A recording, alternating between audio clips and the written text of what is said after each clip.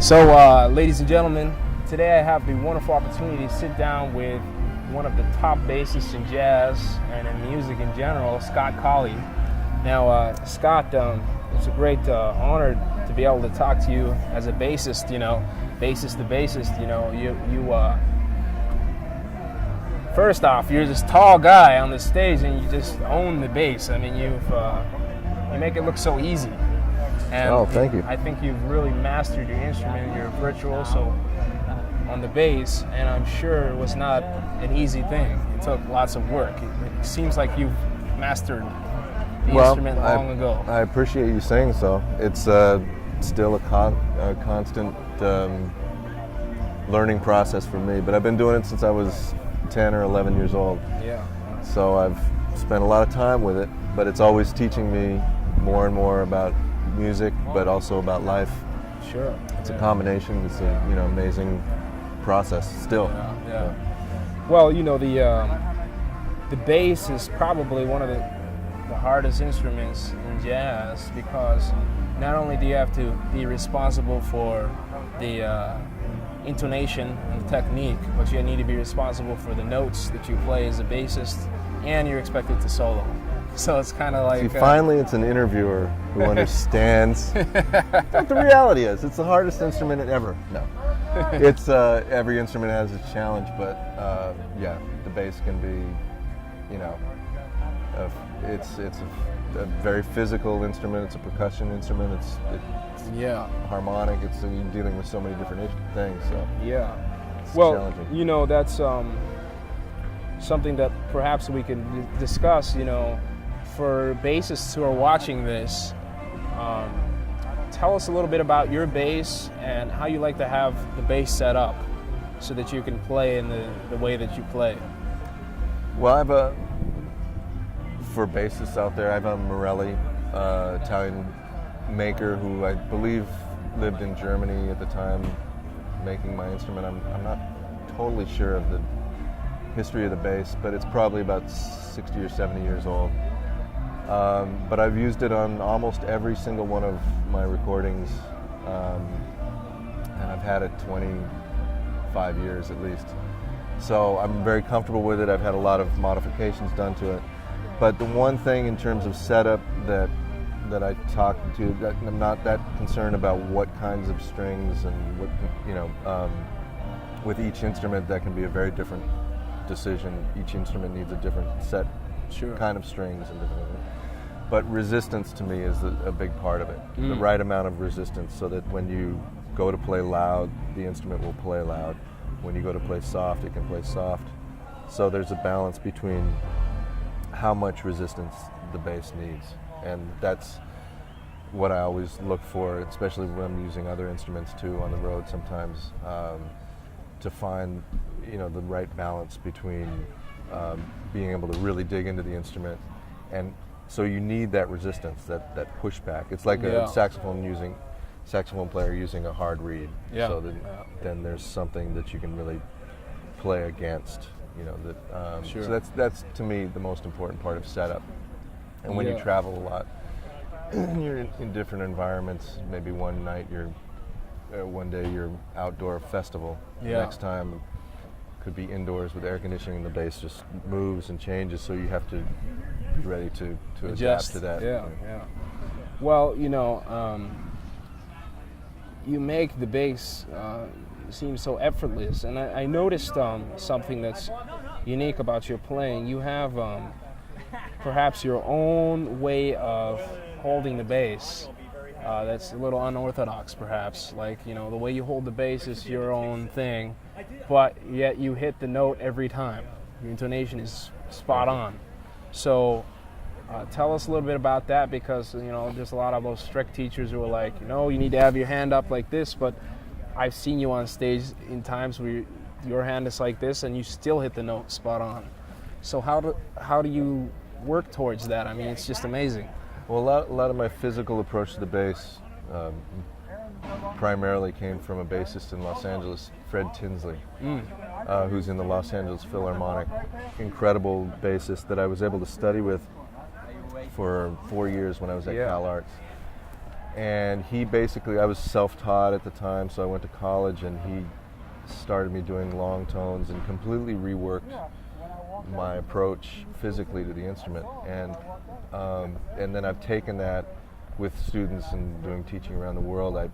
I use his techniques, but have adapted them for my own jazz playing. So a lot of it is really, without getting too technical, it's a lot about using the weight of your body and using your body in the most natural way possible. So to avoid things that will block energy and the use of gravity, basically, to play the instrument. So anything that causes tension, you try and alleviate. And then the other primary aspect is that the bass is supported by your body and your hands are free to play the instrument without playing in front of you. It's hard to demonstrate, but it's basically trying to just and a lot of people have studied Alexander technique, if you're familiar with that. So some of Fred's ideas, when I've worked with Alexander technique teachers, they're like, that comes directly from that. Fred never talked about that, but it was a lot of that. Using the weight of your body to play the instrument. Sure. And not struggling against yourself. Because bass is a very one-sided thing. It's very, It's physically it can seem awkward, but the other aspect that I've always worked on is to try and figure out how to make the approach to the instrument more like gestures, in terms of rather and working a lot with specific knowing where the notes are, knowing the positioning. I'm always working on that more. But then when you're actually going to play lines, trying to make it develop as much strength, but in the most relaxed way possible. So that's the thing. It's kind of like an athlete developing certain muscles to do certain tasks, and if you let too much time go by, then adrenaline kicks in, and that's the thing that you really want to avoid. Yeah. Wow. The tension that so. In order to play those kind of legato lines that sound like a horn player, hopefully, when you're playing, those have to be done from with strength, but relaxed strength. That's what I work towards. It's really a profound way of looking at things, and I'm certainly gonna have to sit down with you at some point, and I hope so, and see if I can take something from that. But you, as a bassist, you've worked with a who's who in this music, and especially here at Newport, you were just working with Jim Hall, and I saw you a couple weeks ago working with Billy Childs and Wayne Shorter, Herbie Hancock. You name it, you pretty much worked with the who's who, and you're one of the top call bassists on the scene. Tell us a little bit about what it's like to work with some of these mega legends. Wayne Shorter, Herbie Hancock, Chick Corea. I mean, they're all so different and so brilliant, and one of the biggest challenges is trying to kind of divorce your mind from all those classic records that you've listened to since you were for me since I was 11 or 12 years old. So then it's like, and a lot of times what I'll do is put the records away and just, unless I need to reference certain specific things for form and content, I don't want to be thinking about how someone else approached the music. So, and from all those guys, all the people that you mentioned, they don't want you to play what so-and-so played on that record 30 years ago. And certainly Jim Hall is, he's only, as an example, or Herbie, they're not looking for you to replicate something that someone else did. They're looking for you to add your own, your own unique direction on something. For you to whatever play it Scott is. Colley.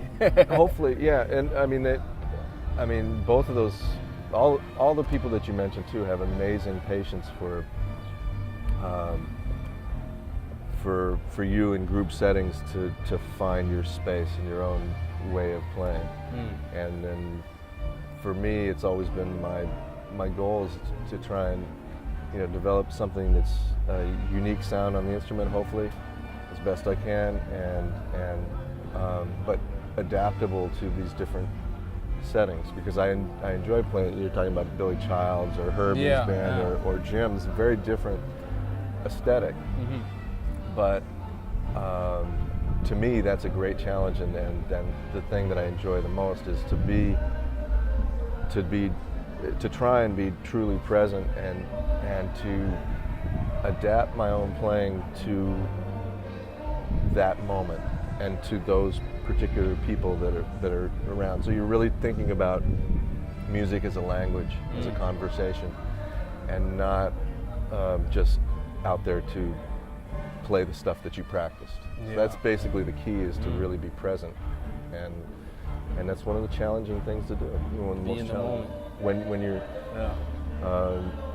on some of these stages with these folks, it can be, a lot of things could go through your mind that could distract you from actually from actually listening. So what I was saying is that the key is to really to listen for what conversation is possible, so that I can decide it's the best thing for me to do, to play really simply, to be very supportive, to play some kind of lay down a real strong groove of any kind, whether it's any genre, whether it's funk or jazz or any groove, or should I get melodically up in the middle of it? It's like those decisions can be made if you're really listening, and that's what all of those people that you mentioned can teach you. And I think it's a lot of times younger musicians miss that. They see the surface of what those people say, and then a lot of times don't go deep enough to really see that they're not thinking about how to do anything, because they've already practiced. I mean, that's internalized it. Hopefully, to master something, you have to get all the tools available that you need to do that task, so that when you improvise with other people, you can really just respond, rather than thinking. As soon as you stop to think, well, how am I going to finger this thing, or what's the rhythm there, or what's the harmony there? As soon as you start thinking that way, then you're separating yourself from the actual communication. So the key is to just keep learning. And be patient too, which is hard too. This is all very profound things, man. Like,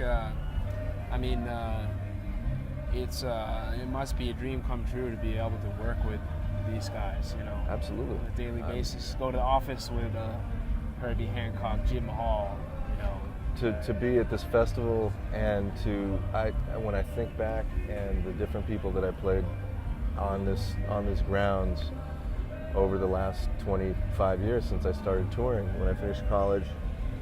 The first time I played here, I think, was Carmen McRae, before I moved to New York, so this is a long time ago. Wow. And just to be here with my family and to walk around and to see friends, and each year, I've missed very few years in the last 25, and it's so great that it's still here. You're here all the time. And see all my friends, and the great thing too is to all the musicians that are here that are my age are now suddenly becoming kind of the hot stuff. The more, and just to see everybody develop and really find their own unique voice, which is great. So it makes you feel like you're really a part of this lineage or this history. It's just being a part of a community of artists that are experimenting together, trying different things, failing, succeeding, different, in different all ways. These different and things put together. See it in a longer arc, it can be a really amazing thing. Well, Scott, It's been a real pleasure talking with you, and You too. I'm sure at some point we'll sit down in a different setting and do a long form, I would love to.